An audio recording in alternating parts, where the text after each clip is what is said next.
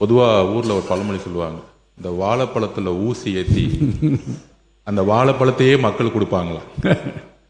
அதுதான் அவருடைய பேச்சோடைய கடைசி சுருக்கம்.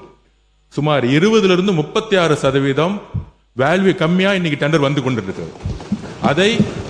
அதை இந்த மாமன்றத்தில் தாக்கல் செய்ய நாங்கள் ரெடியா இருக்கிறோம். அண்டவுட்டு நெய்ய பொண்டாட்டி கைய அப்படின்னு ஒரு பழமொழி உண்டு. பக்கத்து விட்டு நெய் ஆனா ஏமான் சம்சாரத்து மூலமா போட்டாதான் இனிக்கும் சுவைக்கும் என்று சொல்லுகிற ஒரு பழமொழி உண்டு. அப்படி நாங்கள் வைத்த திட்டத்திற்கு நீங்கள் பேர் வைப்பது என்பது அப்படித்தான் பொருத்தம் என்று. பில்டிங் ஸ்ட்ராங் ஆனா பேஸ்மெண்ட் வீக் அப்படின்றது பேசுங்க. ஜே சினி சிட்டி எம்ஜிஆர் திரைப்பட நகராக நான் மாற்றுகிறேன். கலைஞரே அறிவித்திருக்கிறார். பெயர் மாற்றம் என்பது காலங்காலமாக நடப்பது.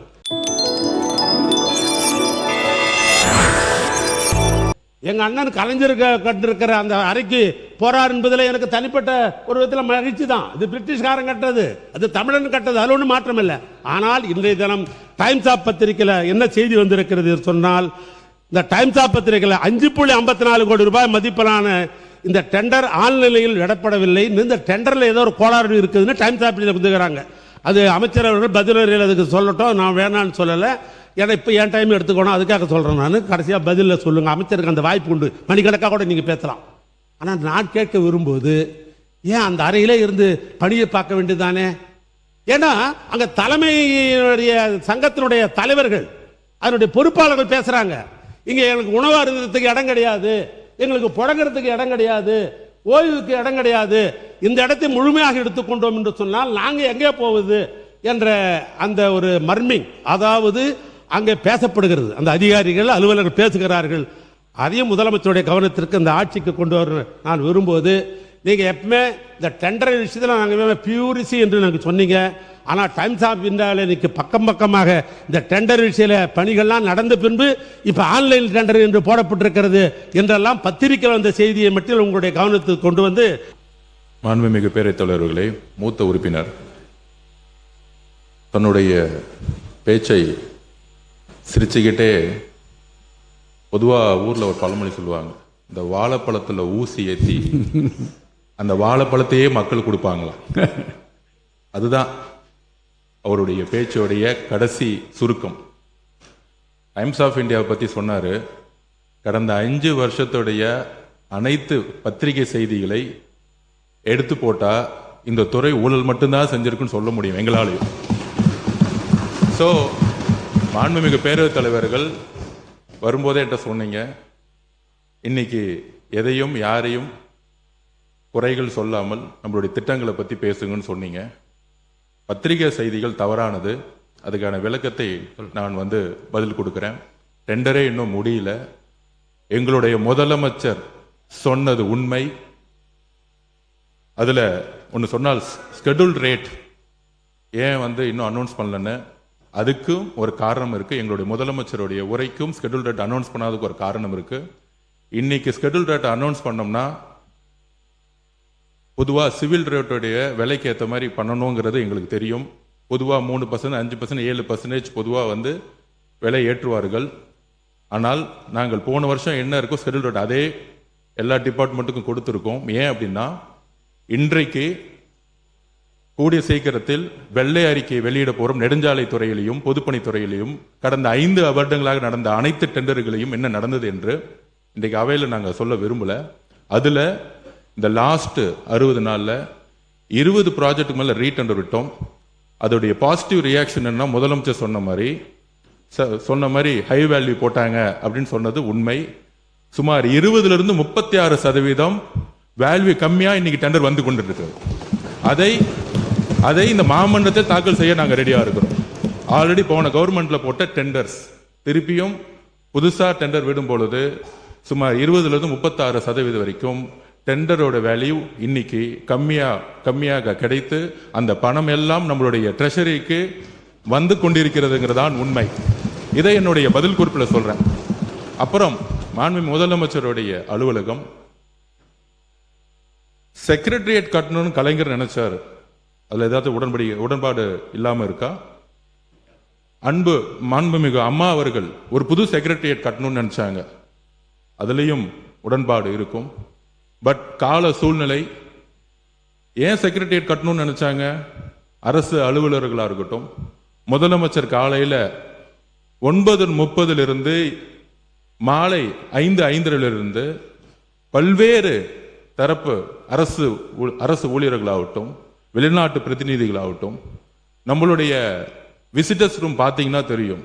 ஒரு வெளிநாட்டில இருந்து ஒரு அமெரிக்கன் கான்சுலேட்டோ ஒரு வெளிநாட்டு அதிகாரிகள் வரும்பொழுது உட்காரக்கூடிய இடம் இன்னும் அப்டேட் செய்யப்படலை. இதுதான் கலைஞரும் சரி அம்மா அவர்களும் சரி ஒரு செக்ரட்டரியேட் கட்டணும்னு நினைச்சாங்க. அப்ப முதலமைச்சருடைய வேலைப்பளு புதிய திட்டங்களுக்காக அவரை சுத்தி கிட்டத்தட்ட ஒரு 200 பேர் இன்னைக்கு ஒரு நியூ விஷன், ஒரு புதிய மாற்றத்தை உருவாக்க, ஒரு நியூ ரீஸ்ட்ரக்சருக்காக தன்னுடைய அலுவலகத்தை எல்லோரும் அமரக்கூடிய, முதலமைச்சர் தான் மட்டும் நல்ல ரூம்ல உட்கார்ந்தா பார்த்தாது, அங்க இருக்கக்கூடிய நீங்க பாத்தீங்கன்னா தெரியும். இப்ப கூட நீங்க உள்ள வரலாம். S1 S2 முதலமைச்சருடைய S1 S2 S3 S4 ஒரு 100 ஸ்கொயர் ஃபீட் கூட இல்லாத ஒரு ரூம்ல உட்கார்ந்து அவங்க வேலை பார்த்துட்டு இருக்காங்க. அப்ப முதலமைச்சருடைய பரந்த உள்ளம் அனைத்து அதிகாரிகளுக்கும் ஒரு நல்ல வசதியான இடம் வேண்டும் என்கின்ற ஒரு உணர்வுடன் தான் தன்னுடைய அலுவலகத்தை அவரை சுத்தி கிட்டத்தட்ட 80 பேர் உட்கார்ந்து வேலை பார்க்கும்போது அங்க சரியான கழிவறை வசதி கூட கிடையாது. நீங்கள் இப்பொழுதும் போய் பார்க்கலாம். இதற்காக தற்காலிகமாக ஒரு ஏற்பாடுக்காக தான் இந்த இடத்தை மாத்துறாங்களே தவிர, இதை மற்ற உறுப்பினர்கள் சொல்லும் போது கூட இது ஒரு ஒரு அவருடைய வசதிக்கோ அவருடைய தேவைக்கோ அவர் கிடையாது. அவரு இன்னைக்கும் சொல்றோம், நாங்க கேம்பெயின் போகும்போது ஒரு சாதாரண ஹோட்டல்ல ஏன் வண்டிலேயே வேன்லயே படுத்துட்டு சாப்பிட்டு அங்கேயே ஒரு 2 மணி நேரம் இருந்துட்டு போறக்கூடிய ஒரு எளிமையான முதல்வர் எங்களுடைய முதல்வர். அதனால இந்த தவறான தகவல்களை அவைக்கு எதுவும் தெரிவிக்க வேண்டும் நாம் சொல்கிறோம். மித்த எல்லா கேள்விகளுக்கும் என்னுடைய பதிலறிவில் நான் தெரிவிக்கிறேன். நான் இந்த அரசை கேட்க விரும்புவது, இந்தியாவிலே பல்வேறு மாநிலங்கள் பின்பற்ற வேண்டும் என்ற ஒரு திட்டம். இன்னும் சொல்ல போனால் லண்டன் கனடா பகுதியிலே அதை நாங்கள் தொடர்ந்து நிறைவேற்ற போகிறோம் என்று சொன்ன திட்டம். அந்த திட்டத்தினுடைய பெயர் முதலமைச்சர் காலை உணவு திட்டம். நான் கேட்க விரும்புவது, அந்த காலை உணவு திட்டத்தை மாற்றி காமராஜர் பெருந்தலைவர் பேரில் வைக்க வேண்டிய அவசியம் என்ன? நான் கேட்க விரும்புவதெல்லாம், இருங்க நான் பேசி முடிச்ச உடனே பேசலாம். மாண்புமிகு உயர்கல்வித்துறை அமைச்சர் உட்காருங்க. நீங்க அமைச்சர் ஆகியிருக்கீங்க, முதலமைச்சரிடத்தில் சொல்லி ஒரு புதிய திட்டத்தை உருவாக்கி காமராஜர் பெயரை வையுங்கள், நாங்கள் வரவேற்றே பேசுவோம். நான் கேட்க விரும்புவது, அது வேற என்ன பேர், இன்னும் அதில் ரகசியம் சொல்லட்டுமா? அந்த திட்டத்தை வருகிற பொழுது ஒரு டிஸ்கஷன் வருகிறது. நான் கூட சொன்னேன், இந்த பிள்ளைகளுக்கு ஒரு காலத்தில் காமராஜர் திட்டம் என்று பெயர் இருக்கிறது, மதிய உணவு திட்டத்திற்கு மக்கள் தலைவர் எம்ஜிஆர் பெயர் இருக்கிறது என்று சொல்லிவிட்டு, அன்றைக்கு இருந்த சீஃப் செக்ரட்டரியோடு அந்த அமைச்சரில் இருந்த நான் சொன்னேன், ஏன் இந்த திட்டத்திற்கு மு.க. ஸ்டாலின் காலை உணவு திட்டம் என்று வைக்கலாமே என்று நான் கேட்ட பொழுது முதலமைச்சர் சொன்னார், அப்படிலாம் இல்லை, யார் பேரும் வைக்க வேண்டிய அவசியம் இல்லை. முதலமைச்சர் என்பது பொதுவான பெயர், பொதுவான சொற்றொடர், அது யாரையும் குறிப்பிடுவது அல்ல. எனவே முதலமைச்சர் என்று சொன்னால் யார் வந்தாலும் அதை மாற்றம் செய்ய மாட்டார்கள், யார் வந்தாலும் முதலமைச்சர் தானே, அந்த நிலையிலே அதை மாற்ற வேண்டாம் என்று சொல்லிதான் பேர் வச்சார். ஆனால் என்னவோ தெரியவில்லை, நீங்கள் அந்த முதலமைச்சர் அவை முன்னவர் மாண்புமிகு பேரவைத் தலைவர் அவர்களே, மாண்பு உறுப்பினர்கள் இங்கே பேச வேண்டிய மானிய கோரிக்கையை விட்டுவிட்டு பள்ளிக்கல்வித்துறைக்கு போய், என்னங்க சொல்லிடுறேன், பள்ளிக்கல்வித்துறை போய் காலை உணவுக்கு பேசி கொண்டிருக்கிறார் என்று சொன்னால் நேரம் போதாது. மானிய கோரிக்கை சம்பந்தம் இல்லாமல் நான் பேச மாட்டேன். காமராஜர் பேரில் நாங்கள் நூலகமே கட்டி கொண்டிருக்கிற அந்த அளவுக்கு அவர் மீது மரியாதை உண்டு. காமராஜர் பெயரை ஒரு புதிய திட்டத்திற்கு வைத்திருந்தால் நாங்களும் பாராட்டியிருப்போம். எங்க ஊர்ல ஒரு பழமொழி உண்டு, அண்டவுட்டு நெய்ய பொண்டாட்டி கைய அப்படின்னு ஒரு பழமொழி உண்டு. பக்கத்து விட்டு நெய் ஆனா ஏமான் சம்சாரத்து மூலமா போட்டாதான் அது இனிக்கும் சுவைக்கும் என்று சொல்லுகிற ஒரு பழமொழி உண்டு. அப்படி நாங்கள் வைத்த திட்டத்திற்கு நீங்கள் பேர் வைப்பது என்பது அப்படித்தான் பொருத்தம் என்று நான் கருதுகின்றேன். எனவே பள்ளிக்கல்வித்துறை அமைச்சர்கள், மாண்புமிகு பேரவைத் தலைவர் அவர்களே, கலைஞரை நாங்கள் மதிக்கிறோம். தமிழ்நாட்டு வரலாற்றிலேயே நேற்று எங்கள் கட்சி உறுப்பினர் கூட அவர் பேரை சொன்னபோது எழுந்து நின்று வாஞ்சையோடு தாயுலத்தோடு அதற்காக வருத்தம் தெரிவித்த மனிதர்கள் அமர்ந்து கொண்டிருக்கிறார். மாற்று கருத்து இல்லை. தென்னாட்டு பெர்னாட்சானா அது அறிஞர் அண்ணா தான், தெற்கில் இருந்து உதித்த சூரியன்னா அது கலைஞர் தான், அது வேறு. ஆனா அதே சமயம் இங்க பேசும்போது அந்த டேபிள் செஞ்சது நாங்க தான், மைக்கு செஞ்சது நாங்க தான், சேர் செஞ்சது நாங்க தான், இது மக்கள் வரிப்படத்தில் செய்யப்பட்டது தமிழ்நாடு அரசால் என்பதை சுட்டி காட்டுகிறார். அப்புறம் பெயர் மாற்றம் பல உறுப்பினர்களும் பல முறையும் சொல்லிக்கிட்டே இருக்கிறீங்க. நான் வரலாற்றை சுட்டிக்காட்ட ஆசைப்படுறேன். 96ஆம் ஆண்டுக்கு பிறகு முத்தமிழறிஞர் கலைஞர் அவர்களினுடைய ஆட்சி அமைந்த பிறகு இது அவர் பேசியது. ஒரு பெயர் மாற்றத்தை அவர் செய்தார். இது அவருடைய வார்த்தைகள். திரைப்பட நகர் ஜே சினி சிட்டி ஒன்று ஆரம்பிக்கப்பட்டது பற்றி உங்களுக்கு எல்லாம் தெரியும். கலைஞர் சொல்றார், இதன் பெயரை நாங்கள் ஆட்சி பொறுப்புக்கு வந்த பிறகு பொருத்தமான பெயராக இருக்கும் என்று ஜே சினி சிட்டி எம்ஜிஆர் திரைப்பட நகராக நான் மாற்றுகிறேன். கலைஞரே அறிவித்திருக்கிறார். பெயர் மாற்றம் என்பது காலங்காலமாக நடப்பது.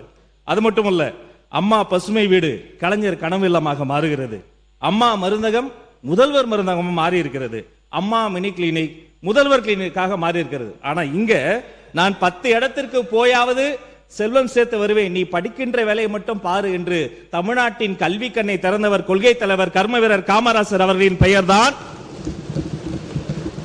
இந்த காலை உணவு திட்டம் பத்தி அவர் சொன்னாரு. அது 203 கோடியே 72 லட்சம் ரூபாய் செலவுல பெருந்தலைவர் காமராஜர் காலை உணவு திட்டமாக விரிவாக்கம் செய்யப்பட்டிருக்கிறது. ஒரு குறிப்பிட்ட வகுப்பில் இருந்து பல்லாயிரக்கணக்கான குழந்தைகளுக்கு காலை உணவு விரிவாக்கம் செய்யப்பட்டு மேம்படுத்தப்பட்டிருக்கிறது. நான் சொல்வேன், இந்த திட்டத்திற்கு காமராசர் பெயரை விட பொருத்தமான பேர் உலகத்திலேயே கிடையாது என்பதை உறுப்பினருக்கு தெரியும்.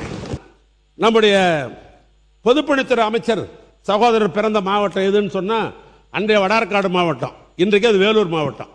வடார்காடு மாவட்டத்தில் தான் என் சொந்த ஊர், என்னுடைய ஊர் இருந்தது. அதற்கு பின்னால் திருவண்ணாமலை மாவட்டம், வேலூர் மாவட்டம், ராணிப்பேட்டை மாவட்டம், திருப்பத்தூர் மாவட்டம், இன்றைக்கு 4 மாவட்டமாக பிரிக்கப்பட்டு விட்டது. ஆனால்